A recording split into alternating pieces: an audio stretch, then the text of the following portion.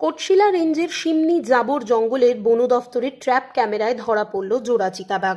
এর আগে ওই অঞ্চলে চিতাবাঘের উপস্থিতির প্রমাণ মিলেছিল, তবে এবার জোড়া বাঘের স্পষ্ট ছবি মেলায় চাঞ্চল্য ছড়িয়েছে। বন দফতর জানিয়েছে, এই অঞ্চলে বন্যপ্রাণীর সংখ্যা বাড়ছে, যা বন সংরক্ষণে সফলতার ইঙ্গিত। তবে পাশাপাশি বাড়ছে সচেতনতার প্রয়োজন।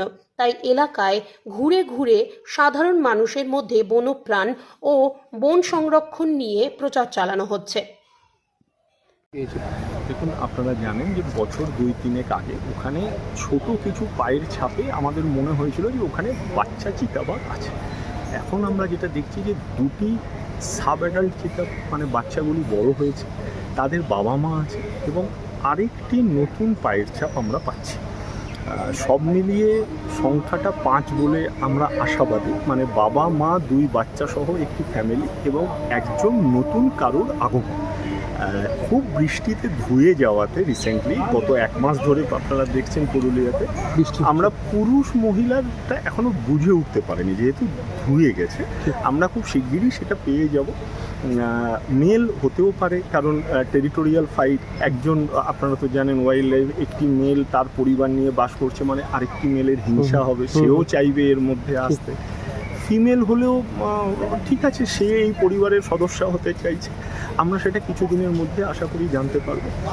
এটা একটা ইন্টারেস্টিং জিনিস আছে। দেখুন, বাঘ কিন্তু বাঘ একটা রয়্যাল বেঙ্গল অ্যানিমাল, তো ও আগে ফিল করে যে আমি যেখানে যাচ্ছি বা যেতে চাই সেই জায়গাটা আমার পক্ষে কত উপযুক্ত।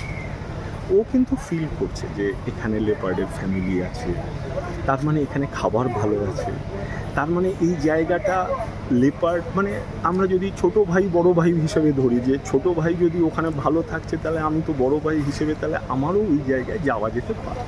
এবং এই সূত্র ধরে আপনারা জানেন যে ঝাড়খণ্ডে খুব রিসেন্টলি যে বাঘটি, পুরুষ বাঘ, বড় বাঘ, যেটাকে ওনারা ধরতে পারলেন, আমাদের যা ধারণা, আপনারাও নিশ্চয়ই লোকেশন দেখেছেন, একেবারে নদীর ধারে, শেষ বাড়িটা যাকে, আমার ধারণা ও এদিকেই আসছে।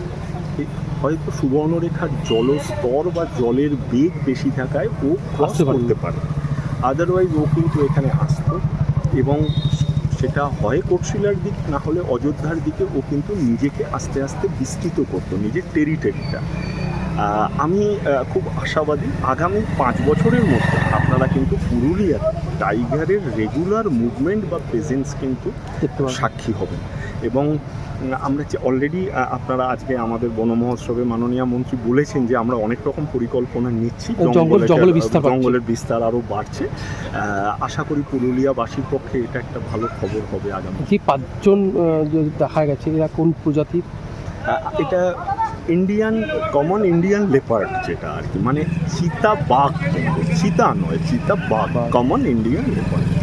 অর্থাৎ আগামী দিনে পুরুলিয়াকে বাঘের একটা আস্থানা বলা যেতেই পারে। হ্যাঁ, এবং বাঘ সংখ্যা বাড়ছে, পরিবার হচ্ছে, এবং এরা কিন্তু এমনি এসে বসে যাবে না কোথাও। এরা যখন দেখবে যে এর চারপাশটা অনেকটা ঠিকঠাক আছে, আমি খাবার পাচ্ছি, জল পাচ্ছি এবং আমি থাকার জায়গা পাচ্ছি, সব মিলিয়ে পুরুলিয়ার ল্যান্ডস্কেপটা কিন্তু আদর্শ টাইগার হ্যাবিটেট বা টাইগার ল্যান্ডস্কেপ হিসেবে তৈরি। এবারে ব্যাপার হচ্ছে যে এই যে টাইগারদের আনাগোনা